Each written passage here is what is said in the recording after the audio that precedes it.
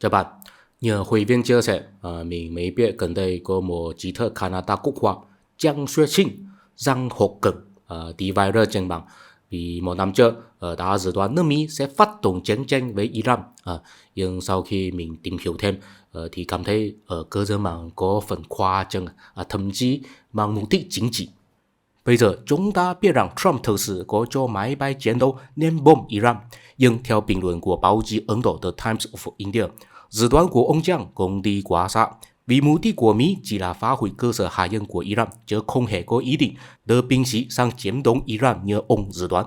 Theo mình thì hình như ông Giang không phải dự đoán mà chỉ đưa ra giả định để giải thích. Nếu Mỹ thực sự có chiến tranh với Iran thì theo lý thuyết trò chơi sẽ diễn biến thế nào? Phát ngôn của ông vốn được trình bày trong một lớp địa chính trị của ban quốc tế, trường phổ thông trực thuộc Đại học Bắc Kinh.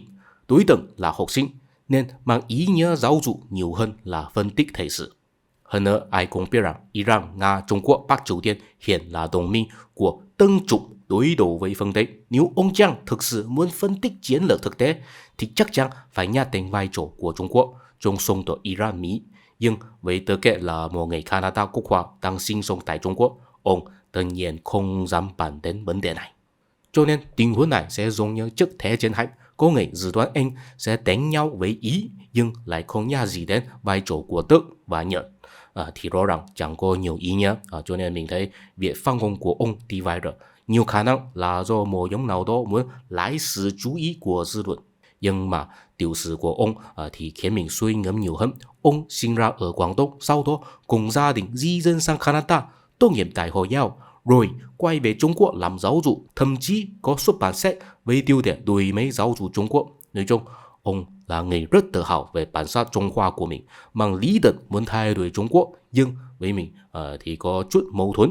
Tiếng mẹ đẻ của ông là tiếng Quảng Đông, đến đại học mới bắt đầu học nói tiếng phổ thông. Giờ đây, tiếng Quảng Đông lại bị chính phủ Trung Quốc xem như ngôn ngữ man di và tính kép hạn chế. Thế cái bản sắc Trung Quốc mà ông tự hào ấy xem ra cũng đầy nghịch lý. Không chỉ là vậy, ông là người Canada. Canada thuộc phương Tây, Trung Quốc đang đối đầu với phương Tây, muốn thay đổi trật tự quốc tế theo luật chơi của riêng mình. Thì việc ông giảng giải địa chính trị cho học sinh phổ thông Trung Quốc có ý nghĩa gì? Tình cờ là trong video tuần trước mình có bàn về lịch sử Việt Nam dựa trên lý thuyết số ít ngày sáng tạo của Arnold Toynbee. Ông Giang cũng muốn cải cách giáo dục Trung Quốc theo kiểu phương Tây. Gần đây Việt Nam cũng bàn tới chuyện động viên kiều bào trở về cống hiến. Ông Giang chính là một trường hợp người Hoa hải ngoại thực sự trở về Trung Quốc để cống hiến. Câu chuyện của ông theo mình cũng đáng để hội viên hải ngoại kênh mình tham khảo.